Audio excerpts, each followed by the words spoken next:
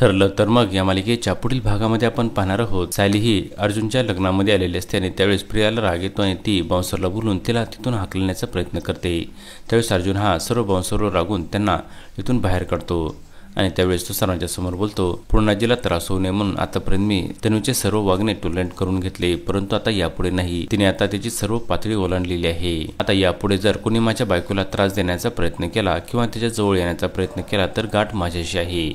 आणि त्यावेळेस सर्वजण हे अवाक होऊन अर्जुनकडे पाहू लागतात। त्यानंतर आपण पाहतो प्रतिभा ही पूर्णाजीला बोलते, पूर्णाई या सर्वांच्या मुळाशी मी अर्जुन आणि तन्वीच्या लग्नाबद्दल दिलेलं तुम्हाला वचन आहे ना। त्यावेळेस पूर्णाजी बोलते, हो, जोपर्यंत मी हे वचन पूर्ण करत नाही तोपर्यंत माझ्या जीवाला चैन मिळणार नाही। तेव्हा प्रतिभाई बोलते, तर मग ठीक आहे, जे वचन मला आठवत देखील नाही अशा अर्जुन आणि तन्वीच्या लग्नाबद्दलचे वचनामधून मी तुम्हाला आज मुक्त करते।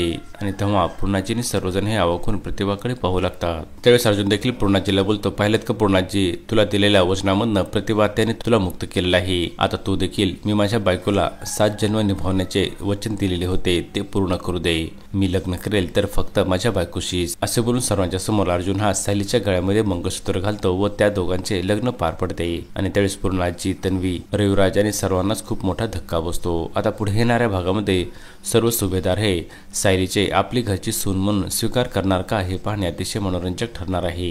ठरलं तर मग या मालिकेचे सर्व अपडेट्स पाहण्यासाठी आमच्या चॅनलला लाईक करा, शेअर करा आणि सबस्क्राईब करायला विसरू नका।